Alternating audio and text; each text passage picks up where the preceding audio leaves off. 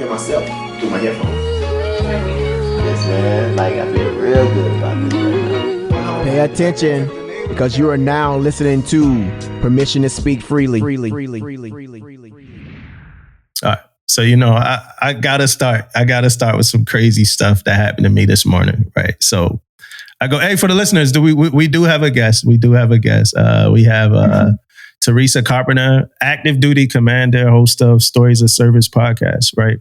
We're gonna get into that in a second. I gotta start off with this story that happened to me this morning. So Theresa, I'm getting over a cold, right? Like I had a cold all week. We recorded an episode with a cold. I mean, it was bad too. Like stuff was coming out my nose during the episode. Oh, no. Yeah, it was bad, right? So I'm getting over a cold and I haven't been able to go to the gym. So this morning, I'm like, all right, I'm gonna go get a workout in. So I go to the gym, 24-hour gym, old gym. They got the old locker. So I put my clothes in a locker and I latched down the locker. And before I put the lock on, the latch, I for some reason I go unlatch it again just because I want to take one more look into the locker before I lock everything down. And the latch don't move. It's stuck. So now my clothes, right? So I'm in the gym this morning. It's like the morning workout before the episode, and the damn latch is stuck on the locker. So I'm like, man, and I never noticed in this locker room that it's 8 other latches like that. That mean other people had these horror stories, before me, right? So now my stuff locked. So I'm like, am I going to work out or am I going to try to get my stuff? So I tried at first to get my stuff out the locker. I went and grabbed the weight. I know somebody probably thought I was stealing the weight. I went and grabbed the weight, start beating the hell out the locker. It didn't work. So I'm like, all right, let me just go work out. Let me just work out at least. So I would have worked out because I didn't get a chance to work out this week because I've been sick. Man. So, I stopped the workout kind of short because I'm just stressing. I'm like, man, let me try it again. Let me take another stab at this, right? And who do I see outside, Damon? A cop, a patrol car, a military police officer is outside. Perfect. Now, mind you, it's raining here too in Virginia. In Virginia, the rain is crazy, right? Things flood out and all this stuff. I was on a treadmill for 30 minutes, so I did a 5K, right? So I'm sweating. Just got over a cold, right? All of this stuff is just the perfect poetic injustice for me, right? So I run, I don't even run. I walk slowly to the police patrol car because I don't want them to think I'm doing something crazy. I already look crazy. I'm out here in shorts in a pouring rain going to a police patrol car, and I try to ask this military police officer for help. You think he helped, Damon? You think he was able to help me, man? Hell no. No.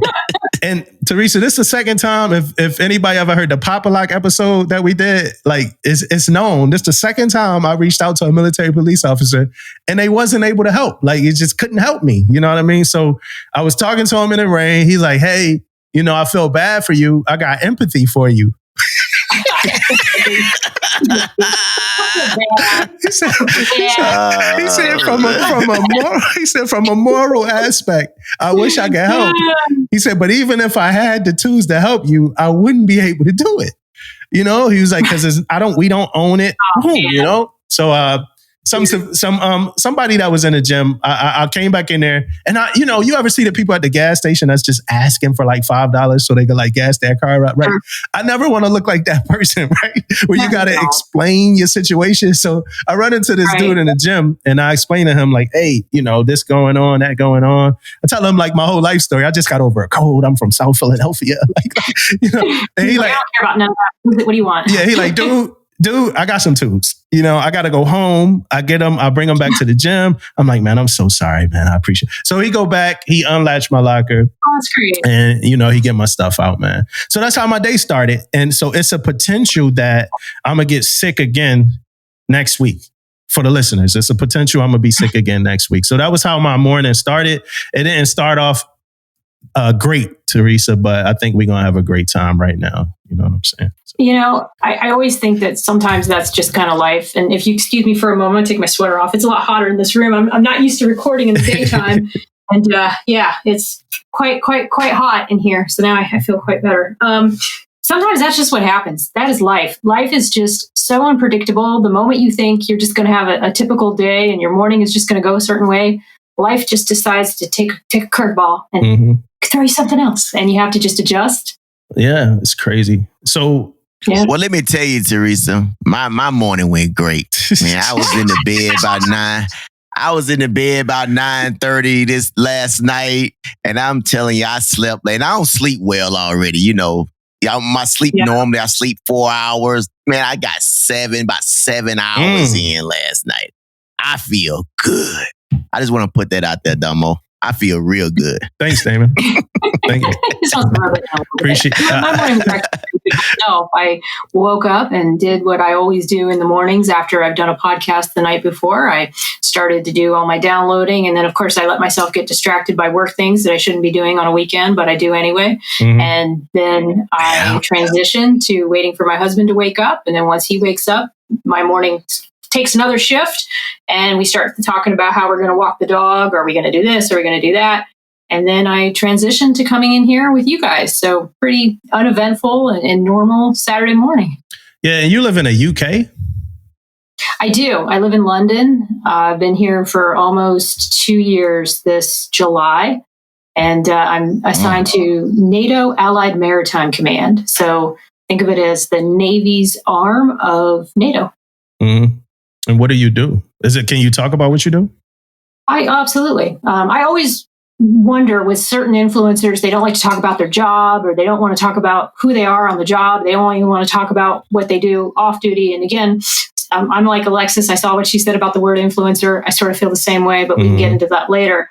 But I do believe in bringing my whole self to my my online presence, and then also my offline presence, because I feel I'm the same person. The person that you guys are seeing on camera is the exact same person that would be sitting across from you at a bar, or the exact same person that you would be working with. There's no difference. I might be a little more stressed during the workday, and sometimes that might cause me to make some mistakes here and there, but it's the same thing. So I'm the public affairs officer for NATO Allied Maritime Command. The official title, they call him Chief PAO, Chief Public Affairs Officer. And so I run a team of 7 international staff from 5 different nations, and then 4 standing naval task forces, which consist of about 4 or 5 ships from all the different 26 maritime NATO nations.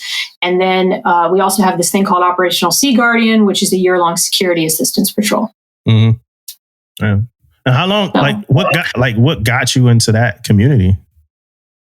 Well, I needed orders, as we all do in the public affairs community. I'm a commander, Navy 05, and I was in Norfolk, Virginia. So when you talk about the floods, I know exactly what you're talking about, because I live in Ocean View, and my street routinely floods, actually. And I was searching around for what I thought was going to be my last job in the Navy, since I've been in for 28 years as of next month. And I thought it was time for me to leave the current job I was in. I wasn't really happy there, to be honest. The working environment wasn't what I had hoped it to be. I did love the deployments and the missions that I got to go on, but the office and the day-to-day politics were starting to get to a point where I knew that it was unhealthy, and I wanted to find a different position. And I'd been there about 1.5 years, 2 years when I started negotiating for orders, and I let my detailer know I was ready to move on. And he offered me an opportunity to come to London. I thought it was crazy. I couldn't believe that there was this kind of a job. I'd heard of it and knew that certain PAOs get to go to this job, but I didn't think that I would ever get offered such a cool opportunity, to be honest with you. Okay. And your husband didn't have any apprehensions about moving out of the country? We did. My dog was the biggest apprehension, because she is a snub-nosed breed, and during the summer months she can't fly, and that's with every single airline. And as we all know, we all PCS in the summertime. So I wasn't sure if we were even going to be able to get her over here. And I was very attached to her, and I felt like, what was I going to do if we couldn't take care of her? And it caused me a lot of stress. And I found out they were even trying to pass a ban on the import of dogs with cropped ears and docked tails, which, of course, Jade is a boxer, and the breeders in the United States still do that, even though it is quite cruel, in my opinion, and unnecessary and cosmetic. So I started looking into all the laws and found out that Parliament takes a long time to pass bills, and it had just been proposed. And so I gamed it and said, okay, they probably won't pass that law until we get there or after we get there. And then we started the process to make Jada my husband's psychiatric service dog so that we wouldn't have to put her in cargo. And he has psychiatric problems, so it wasn't a total scam. And we wound up being able to get her onto the plane with us. But it was the most stressful part of my move. Yeah. So I wasn't apprehensive about going overseas. I've served in the Navy and gone everywhere, but I was very apprehensive about getting my dog over there. Yeah. Yeah. I just know moving overseas, like, you know, you got to move your family. You might own a house. I don't like my wife. I know she might be a little reluctant about making that kind of move, buying a house. She always says she wants to, but, you know, you far away from your family and stuff like that. So I always wonder, you know, when people take orders over, I would love to live outside of our country for a few years and still work in the Navy and get used to those like kind of cultural things from outside the country. I think it's kind of cool. I'm not sure if I'm going to be able to, but, you know, because of my wife. I highly recommend. I highly recommend doing it. I mean, I've never been stationed overseas in all of my career. I've deployed a lot overseas and done a lot of travel, but this was the first opportunity that I was able to experience being stationed overseas. And I had a husband who was game for anything. And we made a decision early on that he would be here on a visitor status only. And I think that also helped things because it reduced my orders from 3 years to 2 years. And it gave them the freedom and the flexibility to fly back to the States and then also maintain our home in Norfolk, Virginia, which we've now turned into an Airbnb. Nice. Cool. So you're making some money too. Yep. Know? And that was also a big part of the decision. We knew we would lose money because London's very expensive. But if we could keep him on visitor status, we knew we could recoup some of that money back. And I thought this was going to be my last job in the military. I didn't think I was going to keep going. And so I had planned to retire here and even took TAP class a few months into coming here. Had a poor experience at my last job that really kind of cemented my decision to want to retire. And then I got here and loved the culture, loved the environment, and thought, well, I think I can keep doing this. Can you get into the experience at all that you had at the last job? I can. I won't name any names. I will just say that I had a female who was very aggressive and assertive towards me. Expressed early on that she and I were not going to be friends or meet eye to eye. And there was just things that she did in her body language and her tone. And she was very revered and liked by my coworkers, and she still is. She's a longstanding civilian that's been there forever. And unfortunately, I started to see that slowly over time, she started to turn the team against me. And I felt like I could do no right in the eyes of certain people. I make mistakes. I'm not perfect. But when you have a bully will exploit all the weaknesses and the things about your personality that they can't stand. And she did that over a series of months, and I didn't put a stop to it. So I also own the fact that I brought it up to my supervisor as I was walking out the door. And we just had to agree to disagree that that's how the situation played out. But if I had addressed it early on and put a stop to it early on, maybe things would have been different. I'm not sure.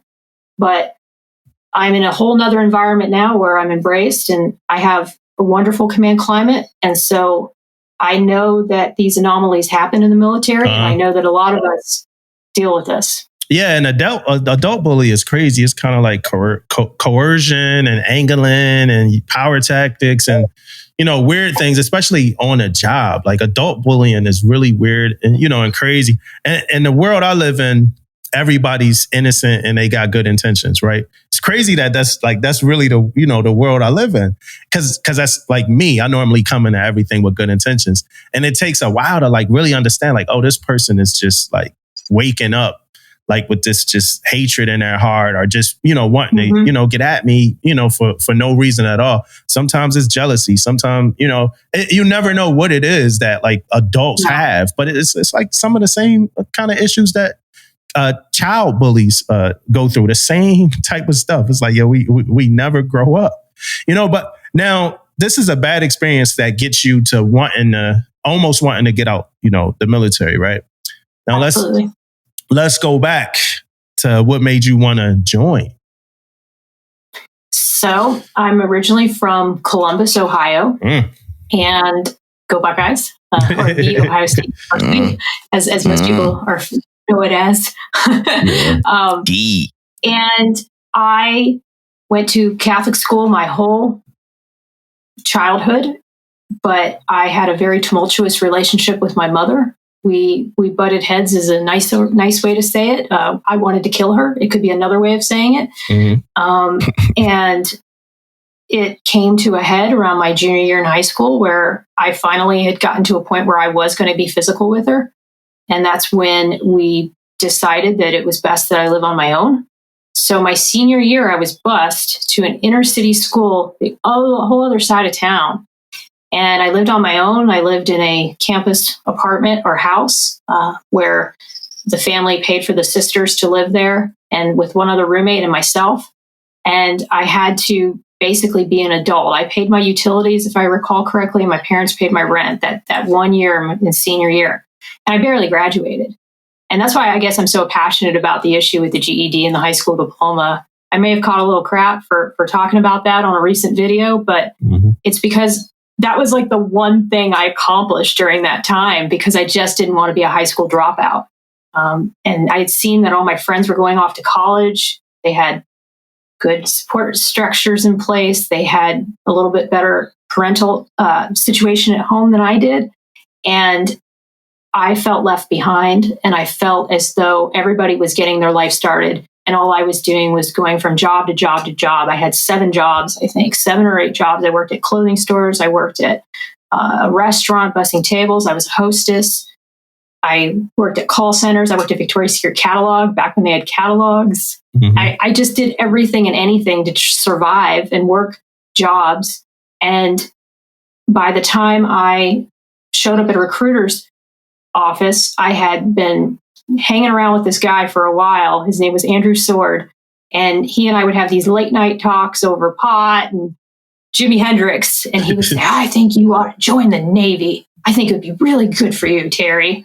And I'd be like, no, I'm not doing that. Or I'm not joining the military. That's the most ridiculous thing ever. And I happened to be living with a Marine as a roommate who was in the reserves. And he was saying the same thing. Like, oh, maybe you should do the reserves. It'll get you some direction. You'll get to do some traveling. You'll get to pay off your debts. Because, of course, I was racking up debt working at Victoria's Secret Catalog, getting a 40% off discount. And so I thought, oh, well, I got a discount. I'll just spend all my money on clothes. And so I was buying furniture on credit cards, doing all kinds of irresponsible kid stuff, drinking every night, partying. And by the time I made it to the recruiter's office, I didn't even know that they were going to have me go in full time. I thought this was still a reserve thing until I got to MEPS. And they were like, no, this is like going to be your, like the full-time thing. And I was scared and apprehensive, but of course I was talking to Andrew all the time. He's like, no, this is a great idea. This is good for you. This is really good for you. And I'm like, okay. And I trusted him. He was very wise, kind of an alpha male, somebody I looked up to. I still am in touch with him to this day, and he knows that he had a big part in me joining. And that's how I ended up in the military. That's how I ended up enlisting at the age of 19, and made it all the way through aircrew school, aviation electrician's mate. I'm prior enlisted. And that was my early career, was fixing airplanes. I fixed P3s, and then P3 in Iceland. That was my first duty station. And then after that, I went to S3s in San Diego. So did the recruiter scam you, or you just didn't know what they were talking about? It sounds scamish to me, He scammed. They got you. Got them. Them recruiters, man. Come on, recruiters. I mean, I remember I was right outside the car. I'll never forget it. And I look up at this guy and I'm like, they're talking about me going away and being away for months and going to a school. I thought this was like 1 weekend a month and 2 weeks in the summer. And he's like, no, this is a full-time job. This is going to be your job. And I go, okay. And, and then I went back and I talked to Andrew. I talked to my roommate and was just kind of like, well, what's really keeping me here? I'm in debt. I hate my job. All my friends are in college. maybe it'll give me some sense of purpose and direction. And that was what got me in the door. Yeah. So then you went from, well, before I go there, what was your take on GED and diploma that got you in a little bit of trouble? Oh, yes. Just recently, actually. And I don't know, to be honest with you, if it is what caused me to lose a job that I really wanted. But I wanted a job at a one command, and I don't want to go into names or any of that. And I didn't get selected for it. And I got the news a week and a half later after I put up a video saying that I thought that the requirement to get your GED or your high school diploma was a good requirement, and that it at least shows some level of proficiency and skill. And I was sad that they're taking that away. I get that they're raising the ASVAB scores. I get there might be studies that show you'll get more people in the door that way. But this is just one small thing that you've done to show some level of proficiency. And I get you might get pregnant. You have all these other things that happened in your life that could have prevented you from joining. But for me, it was just something that I worked very hard for and I was very proud of. I put out a video about that. And I will admit, my tone was not the greatest. I was kind of like, I can't believe you're going to take this away, blah, blah, blah. And then towards the end of the video, I was like, and this is the part that I think really got me in trouble. I was like, well, if they really want to fix the Navy, what they ought to do is get rid of the issues with molding and the housing. They ought to deal with the rash of suicides and the suicide rates. And of course, we can talk about that later about a friend of mine who's got a study by job codes that he's waiting on. And I just started naming all the issues, and they're all personnel issues. And I probably should have thought through like where I'm going next and if it's related to personnel. So I own it. And that's the thing that I do want to point out here is that I accept the fact that as a public affairs officer on active duty, there's a level of responsibility that I hold, and I have to be very careful in how I put things out. I could have put that same video out and just said, I don't know how I feel about this. What do you guys think? But instead, I got to went in there guns blazing. Like, this is bullshit. Yeah. You know what I mean? Yeah. Hey, that happened to me, Damon, when I first got to, something like that happened to me when I first got to the ship. You know, I had got a welcome aboard MP, right? Eval. I wasn't expecting that anyway. Didn't really care. I wasn't expecting it. I was expecting a welcome aboard P as a chief. Got a welcome aboard MP, and then something happened. I forgot what happened, but I had an issue, a rift with either like the CMC at the time. It might not have been the CMC at the time. Or the CO. So, something happened. I did something that somebody didn't like. And the next day after I signed my welcome aboard MP, the CMC came down outside the shop. He was like, hey, I need to talk to you, man. The numbers was messed up. And he wound up giving me a P. It was a P eval. He was like, we had to do something with the numbers. The numbers was messed up. So we had to reorganize everybody. So your eval really is a P.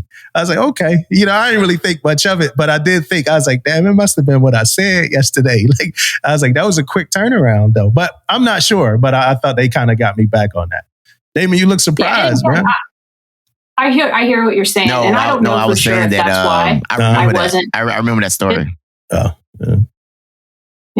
And I mean, like, it could have been anything when you really think about it, because sometimes the next boss, especially at my level, just wants to work with a certain PAO. They're just a better fit for that person.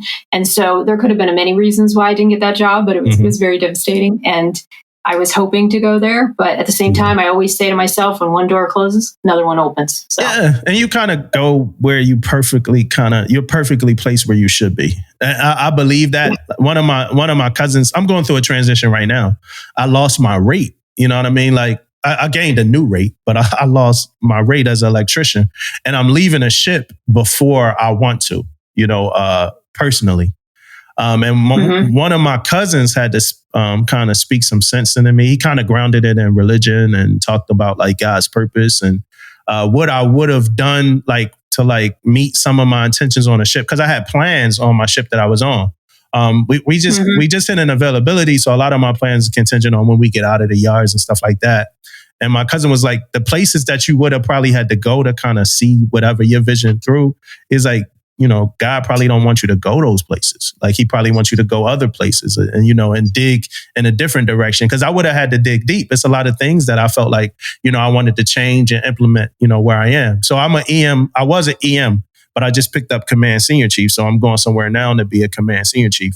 So, but I was down. I haven't really smiled about it yet because I was a little upset because I feel like it's unfinished business where I am because I would have only been there for 9 months. And I just feel like I didn't see all my visions through. But when my cousin had that talk with me, it really helped me out. So you went from enlisted to officer. What was the reason why you chose to go? I mean, I know, it's more money. It's a lot of other reasons, but what was your reason for going officer? To be honest, the reason I did it was to go to college. Okay. I didn't think that I would have the time using tuition assistance, and I wanted to stick around in the military. I saw the potential of what I wanted to do long term, like you say, financially. But as far as me being a natural born leader and wanting to lead sailors, that wasn't what I thought was driving me at the time. What was driving me at the time was I wanted to make it to retirement, and I wanted to continue on doing something that I enjoy. And I hadn't found it yet, fixing airplanes. Mm-hmm. So I knew that I was at a crossroads. I was an E5 at the time, work center supervisor, fixing airplanes. I was a maintainer. And as you guys know, maintainers they have a pretty tough life. Mm-hmm. Back there, like the highest suicide rate by job code. And I've learned this since being friends with my friend Chris McGee. He's taught me a lot about some of the issues statistically with maintainers. And it reflects my experience. I mean, it's a rough life. And it wasn't that I couldn't handle that life. It was that I didn't find joy in fixing things. It wasn't interesting to me. And I had long forgotten that I enjoy writing and that I'm a storyteller and that I am articulate and I'm a natural communicator. I just didn't remember. And I'd been so caught up in drinking and partying and fitting in and being liked that I was so far away from any of that. But when the opportunity came for me to better myself and for me to keep going in the military, I wanted that opportunity. And I saw Seaman to Admiral, that was the program I used, as a pathway to get a college degree and figure out what to do next. That's really all it was. That was what drove me. Like, I need to get out of this rating because it's not meant for me. And I need to figure out what it is I should be doing and what I'm called to do. And that gave me a pathway to do that.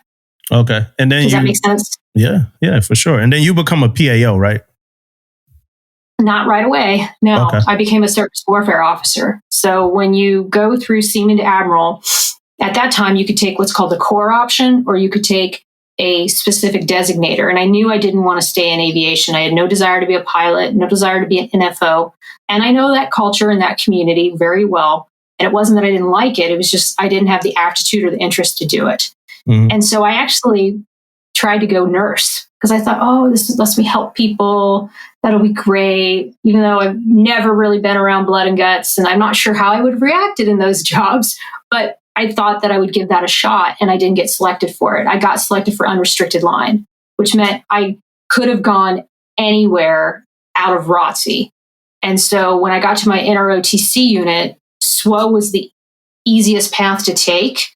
And I was told if I went SWO, I could eventually lat transfer to PAO, because the summer before I graduated, I met a journalist at a muscular dystrophy camp that I was volunteering at. And she said, "Oh yeah, you can be a public affairs officer." And I was like, "What's a PAO?" I didn't even know what a PAO was. And there weren't MCs back then. I think I knew there were photographers' mates on my carrier, back when I was an AE, but I didn't really understand that there's this whole media department that does all the communications for the military. So once I learned that that was an option, then I started rewickering my career and my expertise and my experience to fit what it was I wanted to eventually become. Mm-hmm. So what's the relationship between real that? Quick, Theresa, real quick. So is PAO like because I just don't know this. Is this like a core? Yeah, sure. It's its own thing? It is. I want to say it's restricted line, because we have unrestricted line and restricted line. I can't remember. So somebody out there will probably correct me on that one. But yes, Okay. to answer your question, I am a 1650 public affairs officer. So this is all I do. Now, other nations, nice. That's what's great about being about NATO. I learned about so many things. Most every nation, I believe, except for Canada and Germany, and there might be a few others, but I know it's very few, actually have people like myself who are full-time public affairs officers. They're just officers and other designators that play PAO. Mhm. And so we professionalize this craft, which is something that I really hope to see with all the other nations. Because to me, storytelling is a craft, as you guys know, as podcasters yourself. And I think that we need people in this business that have been doing it as many years as I have, because they can bring something to the fight that an operator who's just playing stratcom, strategic communications, I just don't think they have that same kind of expertise. Yeah. So what's the relationship between an MC and a PAO? So it depends on where you serve. So a mass communication specialist is a combination of all the ratings back in the day, like lithographers, who I believe did like the print shop type of stuff. And then there used to be photographers, used to be journalists. And there's one other rating that I'm leaving out here, and I just can't remember it off the top of my head. And I'm sure, like I said, your listeners will fill in the blanks. But they merged all those ratings together into mass communication specialist. So our MC community are basically our multimedia production creators. And they do anything from graphic design to writing stories to taking pictures to video editing or web or anything on the web.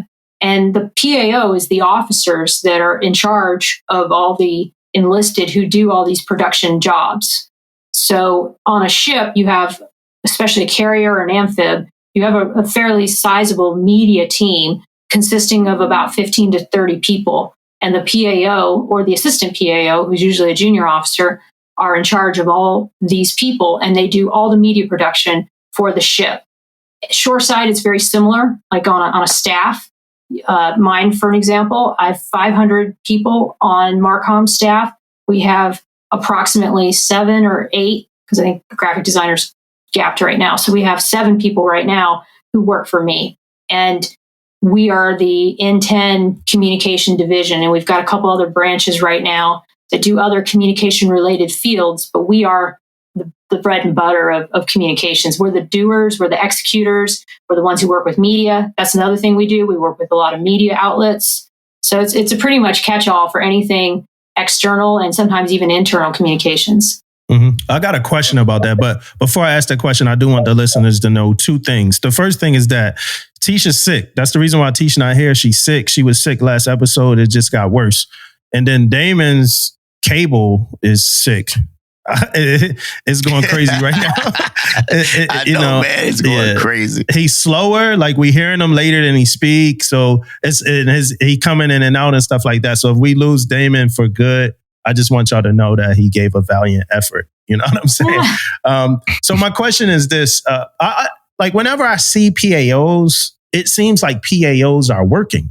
Like actually doing stuff, right?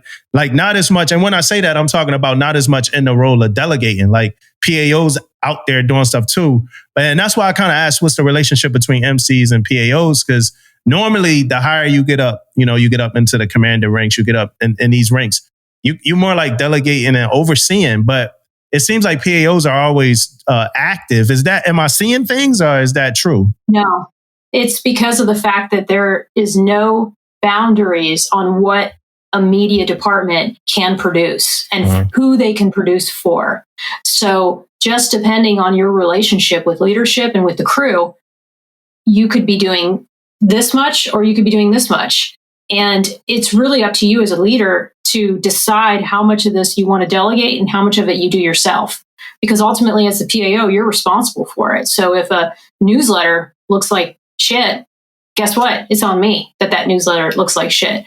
If the imagery isn't where it should be from a quality standpoint, it is on me. It's my responsibility to ensure that my MCs have the training that they need to be the best photographers that they can be. and to get the training and the experience to do so. So I think the reason you see a lot of PAOs as doers as opposed to delegators is because a lot of times we aren't always lucky to get the MCs that have the skills that we need. Mm-hmm. And so we have to step in and do the things in order to ensure that the mission is met. It is always a balance as a PAO, like how much I do versus how much I delegate and I lead. And I'm constantly trying to figure that out. I mean, even this weekend, I did all my own postings because I did a support visit to commemorate the accession of Sweden into NATO. And I went there with my photographer, but my photographer had traveled all weekend. And so I just downloaded the images. I just put a very quick photo collage together. And then Monday we're putting out the story. But I just went ahead and started doing because most of my team was out of the office on Friday. Mm-hmm. And well, guess what? I'm going to pick up and I'm going to do. Yeah, and it seemed more like a passion kind of rate too, like a rate you gotta like to do. Some people got rates that they don't have passions for. You know what I'm saying? They just making money, doing work, taking exams. This seemed like something that, you know, even if I'm an officer, I never lost my passion. And, you know, go ahead and make the digital photos or do the prints or whatever it is I got going on. That's what it seems like to me. Before we move forward, I got some smoke. I got some smoke for somebody from back in the day. I went to school. I went to school to be for digital cinematography. I got a bachelor's in digital cinematography. And after I graduated, I tried to cross-rate to MC. I wanted to be an MC. And the dude told me I could never be an MC in his Navy. You know, like that's what he told me, right? Why? My ASVAB scores. Like, and it was like two of the qualifying, like, categories were low. Like one was like 5 points under and one was about 3 points under or something like that, right? So too low. I'm like, well, can I retake the ASVAB? For me, I was close to making chief. Like I think I made chief that year. And he was like, mm-hmm. you're an EM1, you got X amount, like 9 years in the Navy. Like, no, you're not going to be an MC. Right. And that's where my passion took me. But my smoke is like, hey, look what we doing now, baby. like, yeah, we still doing the same thing. What I said about the ASVAB. This goes back to like, is that ASVAB really the maker of what constitutes a good sailor? It is one data point among many, but you would have been an excellent MC. I mean, I look at your reels and I wish I could do reels as good as you do. I want to hire someone one day to do reels the way you do the reels, because I realize that they're so powerful and they reach so many people. But it's unfortunate that was what you were told. I feel bad about that because you would have been an excellent MC. Yeah, I was hurt. I wish I could find a guy, man. I wish I could find you, dude, man. I want to see you face to face. You know what I mean? Nose to nose. You know what I'm saying? But look at what you're doing now. You're doing this awesome show that is a voice for so many sailors, and I only see shows like yours and Don't Give Up the Ship and some of these others as growing as mass media or external media or whatever you want to call it, traditional media, mainstream media, isn't really telling the story. Yeah. And unfortunately, they do sometimes, but many times they are bound by their access. In other words, they've got access to all the flag officers and all the general officers and Congress and whoever else, and they don't want to lose that access. So they tone stories down, and I believe this happens. I don't know for sure, but I do believe that they find a balance to try to not call out the DOD. And then who's going to be the one that does that if we don't have independent media like yourself? And I don't mean call out in a mean way, in a name calling way, in a personal attack way, but in a way that drives change. Who's going to do that? Yeah. In my eyes, it's like if you really love it, you know. And I did an episode with D-Gus a while ago, and that's what we were talking about, you know, because he was getting a lot of like bad critics, you know, critiques about like what he was doing. And in my eyes, you know, I'm like, well, I mean, you could kind of tell this guy really like to be critical of it to that extent. You could kind of tell he does have a passion for it. You know, like I look at it like if I'm in a room, I want that room to look great.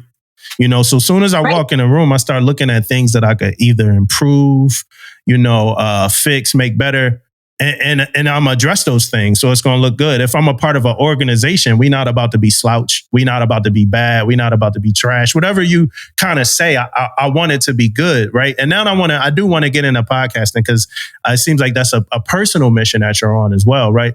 But I want to start off talking about us. Right. I want to start off talking about what we didn't see in a landscape when we started podcasting. Because I want to say that because the landscape is changing. So I kind of want to talk about what we didn't see. We didn't see a podcast with active duty, enlisted people that you saw, right? Because at the time you didn't see D-Guts, right? So we didn't see a podcast with active duty enlisted people that wasn't solely about leadership, right? That wasn't solely about like teaching lessons. So our first episode, man, we talked about like, I cheated on a PFA before, right? And we talked about it. You know, we had a conversation about it. We talked about like, it's called trunk space, right? We talked about like this chief getting caught with a recruit in Great Lakes in the trunk. You know what I'm saying? Like our first class, it was the first class. He had one of the recruits, RDC. He had one of the recruits in his trunk, a woman, right? So we talked about that. We talk about like being married, having kids, like navigating through life as a sailor. I didn't see that. You know, everything I saw was like, in my opinion, it was pristine, yo. It was like, it was clean. Yeah, dudes were like, no offense, dudes was like 65 to 75, had done military careers, might have been officers, you know, are very high ranking, like master chiefs in the military, been retired for a while, kind of safe, but still had relationships. And like you said, a lot of it was given this cookie cutter vision and of slick production. Yeah. Like a vision of the military. And me and Damon, we only really signed up for 7 episodes.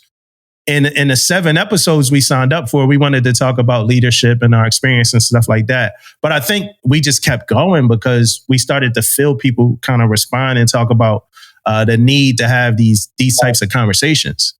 You know, so that's really what really brought us to starting a pod. I was frustrated about this conversation we had, the Chiefs mess, like super frustrated because I felt like we just wasn't getting it right. So I'm like, man, let's just talk, man. Let's let these like young sellers know, like we went through what they went through, we go through what they go through, you know, and all this type of stuff. And it's a human experience, right?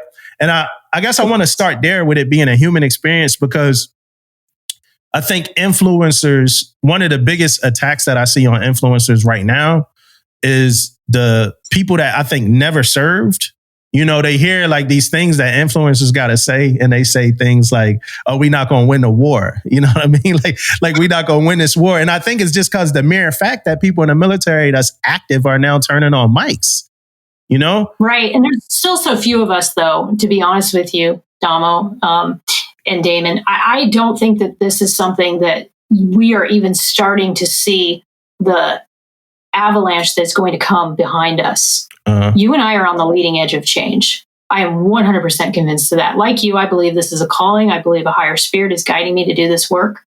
And I do believe that in 5 years from now, these kinds of shows are just going to pop up everywhere because mainstream media has no longer been able to deliver investigative journalism in the ways that people want to see news being delivered. They want answers. They want authentic conversations. They want to see their flag officers in long form conversations like the one we're having right now. And that's not happening.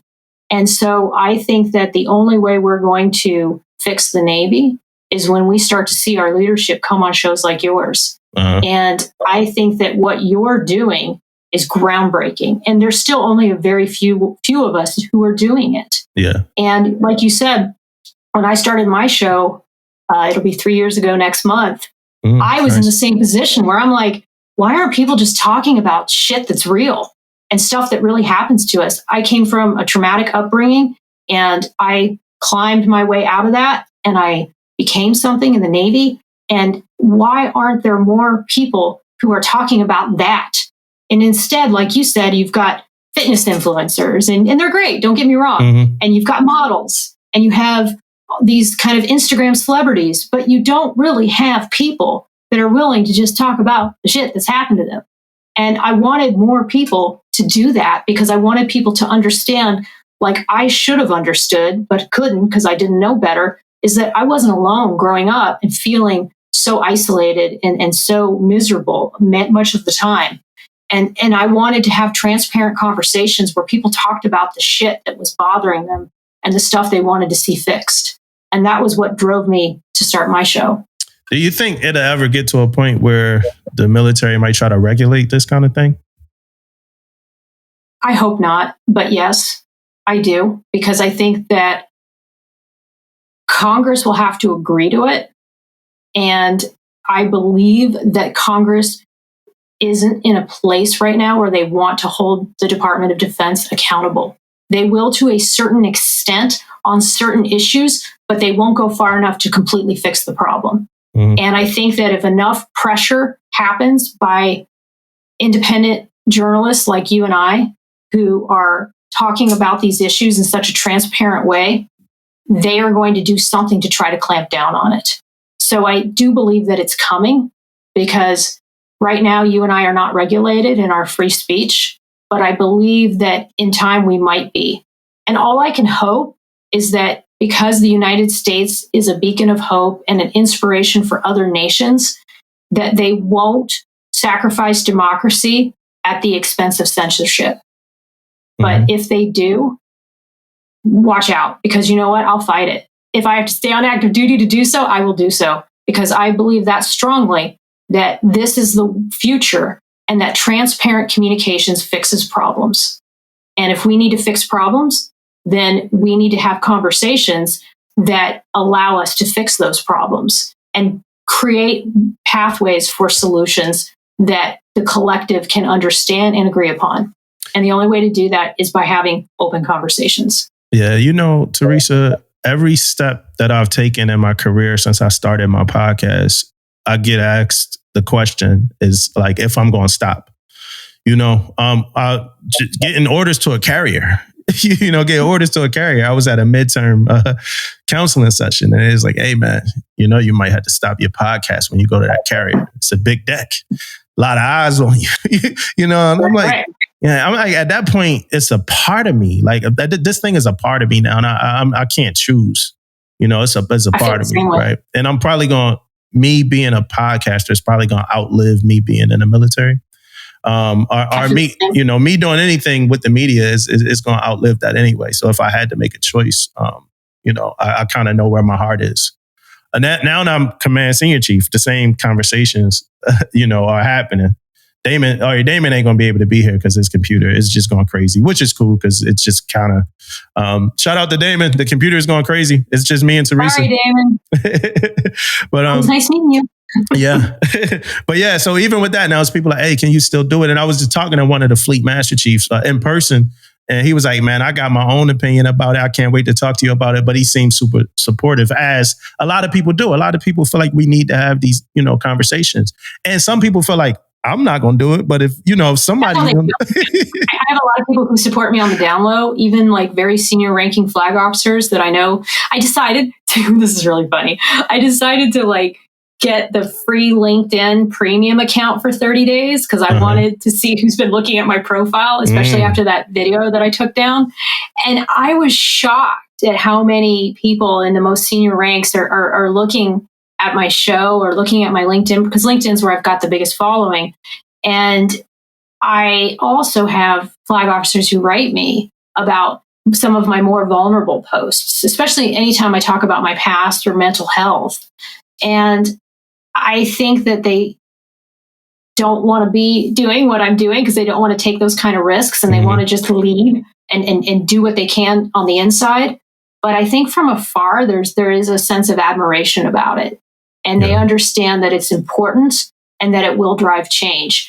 And it's always a balance with me, Damo. I don't know if it's like this for you, where I want to talk about really hard things and I want to be very compelling in how I present it.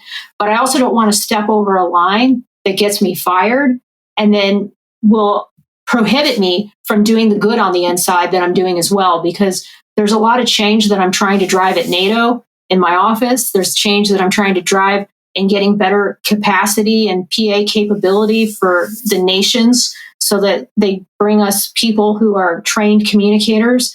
And I don't want to sacrifice that good for the stuff I'm saying about what Congress should be doing. Does that make sense? Yes. And I was listening to one of your episodes, and you were talking about like, it's never, I'm going to summarize it, right? So it's not going to be exact, but you pretty much was saying like, it's never 100% a perpetrator and 100% a victim. It's a gray area somewhere, right?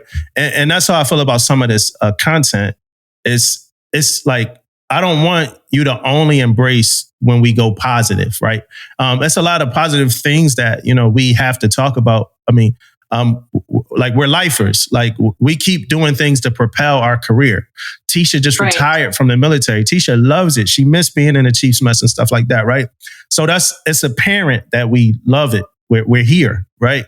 But it's some things that we want to see change. It's some things that, we don't like.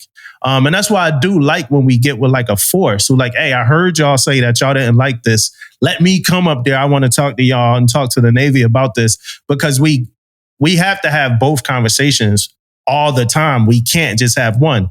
And for me, that's what like kind of makes the junior sailors respected a little bit more, because they know we not just lean into one side.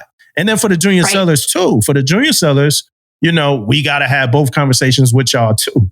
It's things that, you need to learn. It's things that we need to learn from y'all, but we got to have all of these. It's a dynamic, place.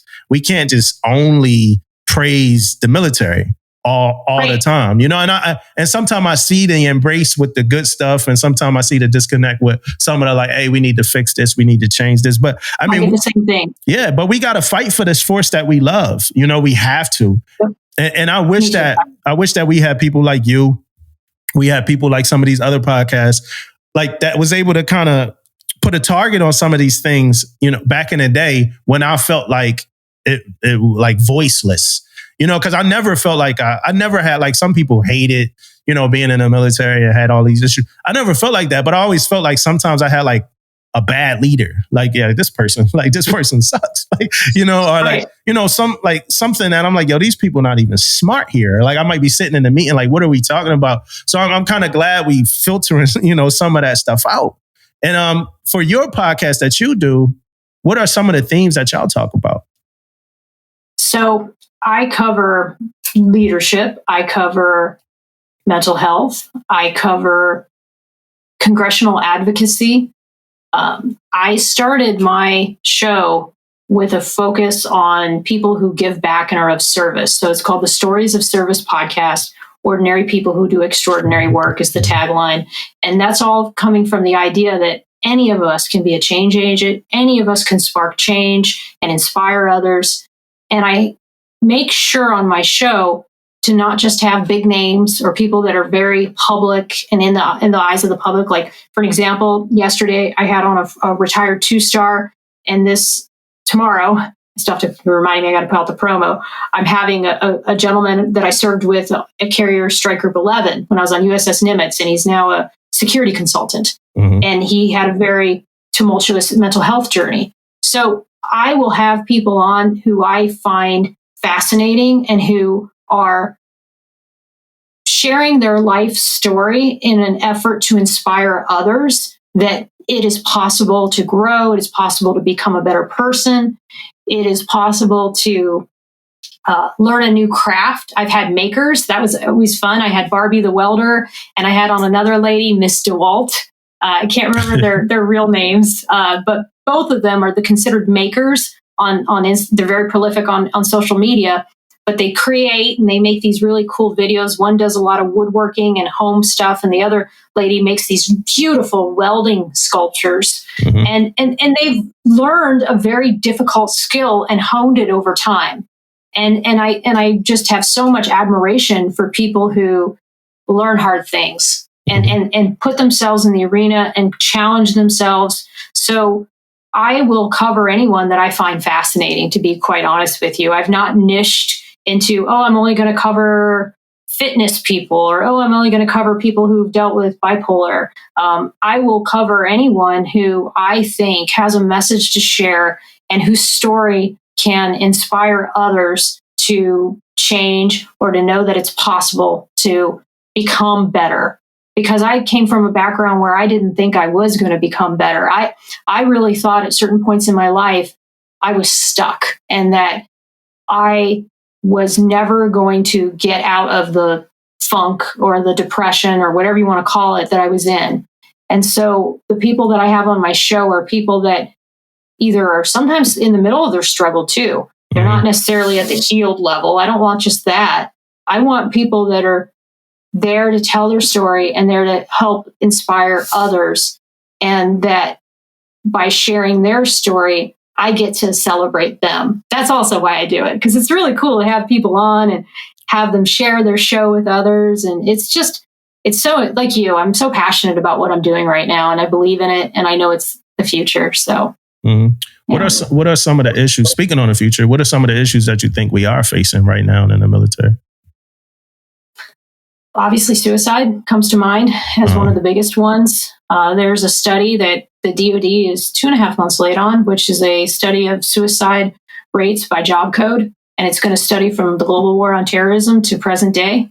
And the reason why Chris McGee and others have been fighting to get this study out is because they want to show that a certain type of op tempo and stress on certain troops will lead to a higher suicide rate. So it's kind of like common sense. If you don't have enough people in a particular job or enough resources, you cause people to be stressed. And when people are stressed, they do things they shouldn't be doing, or they do things they wouldn't normally do. And so that's the whole purpose of the study. And they're late on the study. And so he's been advocating for that. So that, I think there's a lack of transparency. Yes. I think that the leaders in the military, and this is general officers, flag officers, I could even say Congress on this one, but I'll keep it to the military. They don't embrace the kinds of conversations that you and I are having right now. And it doesn't allow people to get the full context of issues. There's been issues with collisions. There's been issues with ships not getting ready for sea. I don't want to go into any specifics, but I do believe that some of those issues could be dealt with in a long form podcast in such a better fashion. And if I were the public affairs officer for these commands and I had the freedom and the authorization to do so, I would put my boss on camera and I would interview my boss and I would have a 2-hour conversation about some of these controversial headline grabbing media stories. And I would give them the perspective that they're missing, instead of just what military.times or military.com or task and purpose. I mean, there's such more details and context that I just don't think that the flag officers and the general officers are able to get out with these mainstream news sources. And it's time that we do that with other forms of communications, whether that be podcasts, whether that be with YouTubers, whether that be with putting out videos, just standing there with your phone, like President Zelensky was doing. That's why he was so successful in Ukraine, is because he embraced this new form of communications on a mission to save his country, and it worked. And I believe that it's the future. And until the military embraces that, I believe they're going to continue to lose the information war. Yeah, I agree about the lack of transparency. And like from the lowest levels to the highest levels, I think it's a lack, of transparency, which kind of is compounded to what my other issue that I think is, and this, I just kind of developed this. I think people transfer like shit. So I think people transfer shit through time, right? So like shit travels through time, right? And I kind of got to that because I'm like, damn, like if I was an E5 and I was complaining about this, and now I'm the E8, and the E5s are complaining about what I was complaining about when I was an E5, then like how were we change agents? Like how was my generation change agents? Like what did we do? So then I started thinking like, well, are people just taking all the shit that they had to deal with and then eventually just dumping it on the people that, next guy come under them? Yep. Right. So it's like, if I had to go through this, you're going to have to go through this. So it's like, we never, make the positive change because we are like subjecting our people to some rite of passage or like just this is how things happen, you know? And I think that that's at a very high level. And it's just my own opinion based off of what I'm seeing. I think that's at a higher level than I think people think it is. And it's bad. You know, we need to do something about it. We don't have good leaders. And we can say that we don't have good leaders in business. We can say we don't have good leaders in our churches or in our nonprofits, but we don't have good leaders in our military. And we don't have leaders that understand how to have heart-centered conversations. We don't have leaders who know how to be vulnerable. We don't have leaders who will tell about a story to their troops about a time that they failed and how they recovered from that failure.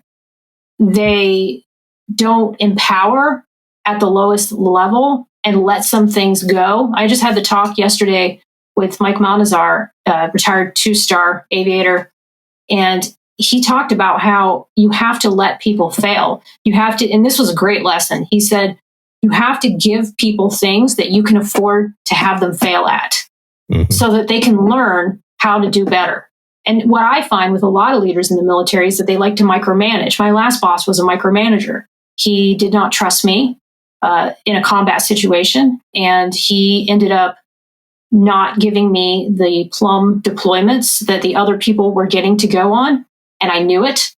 And I had to fight just to go to UCOM and do a TAD there. Now, granted, I had a shoulder surgery, but they had physical therapy offices in UCOM. It all worked out, and I was there for 4 months. But I stayed there as long as I could because I didn't want to go back to the office. And it was because I didn't feel welcome there. And I didn't feel like my voice mattered. When he found out that I was starting a podcast, he was like, only people like Jocko have podcasts.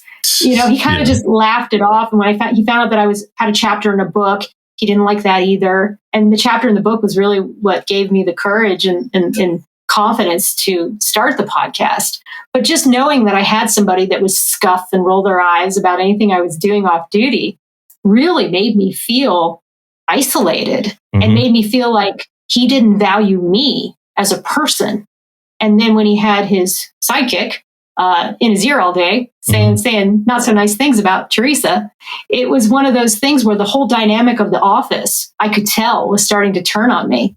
And I didn't get in front of it. I don't know how. Looking back on it, I don't know how I could have got in front of it because these were civilians that had been there for 10, 15 years. And that's when I knew, like, I'm in a toxic work environment and I need to find a way out. And I did. And I'm so glad that I did because I love NATO and I love Allied Maritime Command. It's not perfect. We have interpersonal conflicts. We get on each other's nerves. It's too much work, not enough people. But at the same time, I feel welcome there and I feel a part of the team and I feel valued. Yeah, and I think from that point you brought up earlier, I think it's because we prioritize everything. Like everything is at the same level of priority, and that's the highest level, right? So I couldn't imagine like telling my XO or my CO like, "Hey, you know, I got my most junior EM down there. They working it out." You know, and as much as you want to do, like we want to do that. I know a lot of chiefs who, you know, and I'm talking about on the DDG. I know, like on a small ship, I know a lot of chiefs who just will want to be like, "Hey, go down there, mess around with it. You know, take your tech manual. You know, just do some work. It's not energized. Try to figure it out. You know, but it's this timeline. Like, hey, you get that fixed. It's fixed. We got to call the civilians. It's fixed.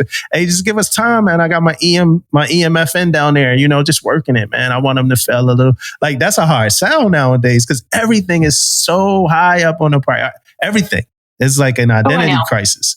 Well, it's also a U.S. thing. I'll tell you, like at NATO in Europe, they have a whole different way of looking at what's important and what's not important. And it's something that I will definitely take with me.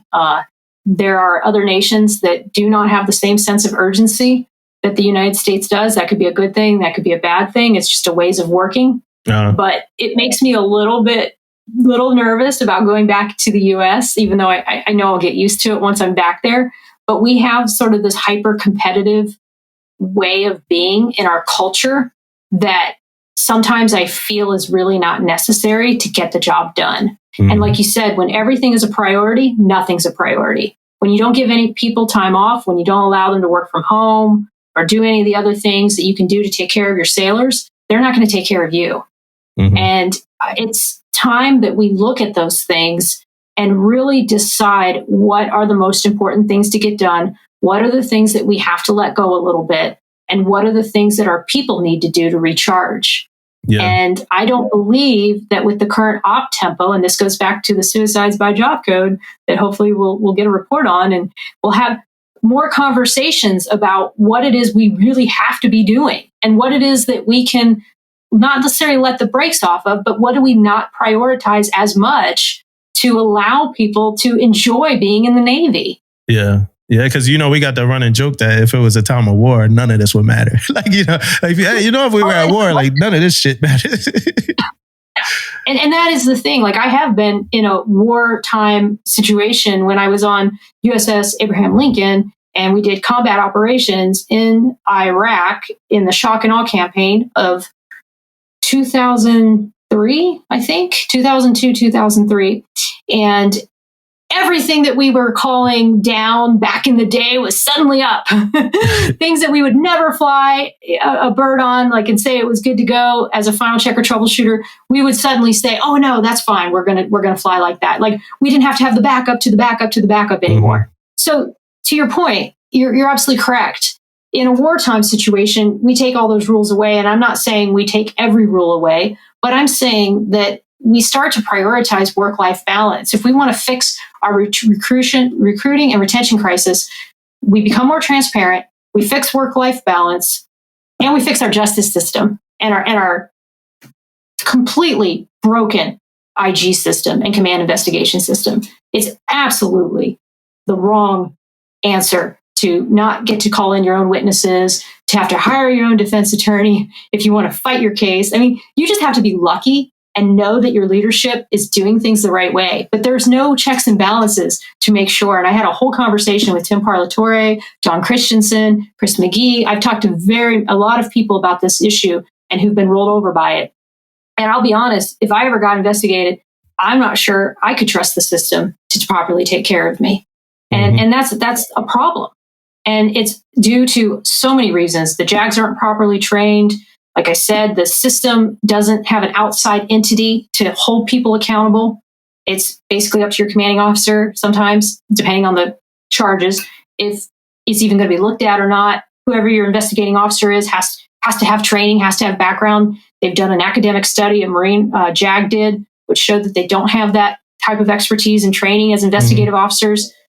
Tim Parlatore on my podcast said that NCIS agents are the lowest of the low of all the agents when you go on USA Jobs in terms of experience and expertise. Not to say there aren't any good ones, but there are problems that are inherent within our military justice system that we also need to fix. Yeah. So if you ask me, I would add that to suicides, justice system, lack of transparency.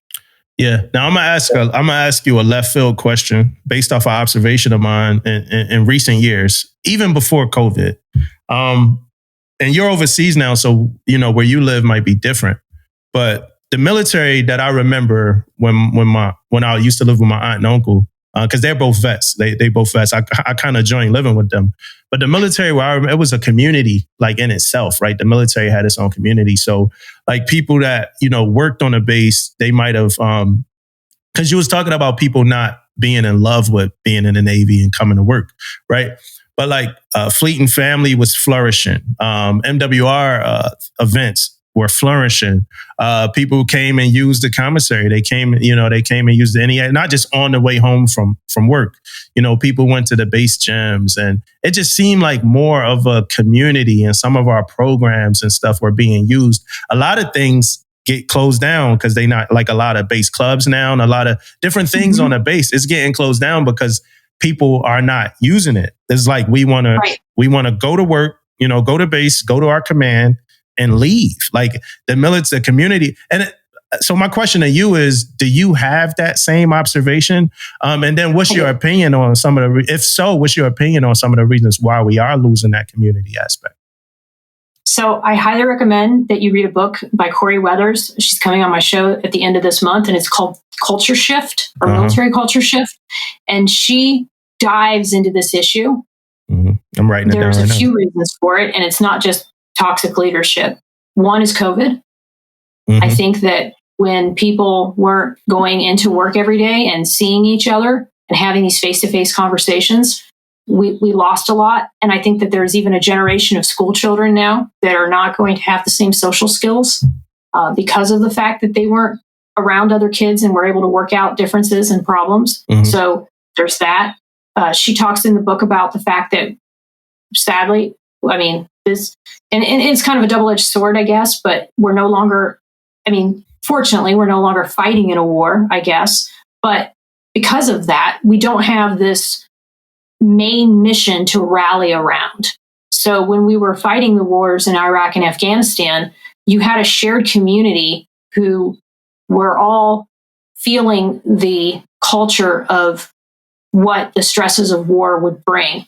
And now we don't have that. We have a very disconnected military that isn't tied to a mission that is so gets people to gravitate together and work towards a common cause. And I believe that fighting proxy wars isn't the same. We are not going to get as energized and as excited about protecting Israel when Israel might be committing human rights abuses. We don't know, but that's been in the media. Mm-hmm. Or we might not be as excited about Ukraine as we might be about the fact that our own men and women are dying in war. And I think that's a conversation that we need to have, because that, I believe, also impacts recruiting and retention. So the fact that there are fewer people who can join because of physical fitness issues, they redid the medical system, I believe. So now recruits or people that are children can, when they join, they go to a recruiter, all their stuff is documented. So they've got all these medical issues that they can't either lie about, or they have to get a waiver for, or they're just disqualified from service. So I can't wait to have this conversation with Corey at the end of this month, because I have my ideas on what's causing us not to be able to retain or recruit people. And there's been studies done by DoD about this issue, but I believe it's a confluence of a lot of issues that have made it harder for us to bring people in the service and to keep them in the service. Yeah. Is that your thoughts as well? That part, it's another thing that I haven't seen. I haven't seen much professional, like I'm gonna say interprofessional ambition. Like I don't see that as much anymore. So in like the last 6 or 7 years, I haven't heard a junior seller say, "Hey, I want to be a chief. Hey, I want to be a master chief." Wow, I was in a class last week. It was 19 E4 and below sellers in there, and my co-facilitator, he's like, "Hey, I knew, I was like, man, don't ask. He's like, who in here want to be a chief?" Not one of them raised their hand. Not one of them, raised their hand. That makes me sad. I'm like, damn. Like, and the crazy thing is, a couple of them in that room, they are going to be chiefs, and that's a room full of people that didn't want it. So it's like, when they do become chiefs, like who are they going to be? If they never wanted it at all, like that mean like they just kind of stayed in, or maybe they had a shift change. A lot of times, even like just chief selects going through the season, they finally have a shift change as they're going through the season. Like, yeah, now I get it. Now, I want to be a chief. And like everything we've been talking about, to me, are the reasons why some of that ambition is leaving. But what's interesting about that, about you talking about the Chiefs mess and how they felt more motivated about doing it? Maybe it's because they finally felt like they had a sense of camaraderie.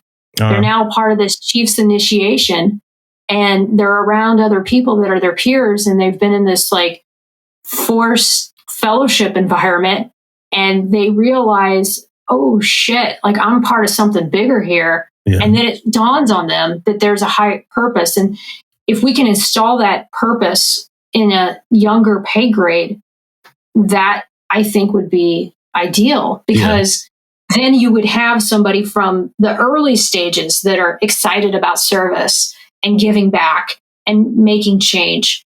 But you have to expose people at an early age that they can do so much growth on their own, or they're not going to want it. I think that's why people get lazy and disillusioned and want to disconnect. I know I felt like that at that last job I'm telling you about. I disconnected in the office, and I didn't try. and I became what they were saying about me because I was treated as an other.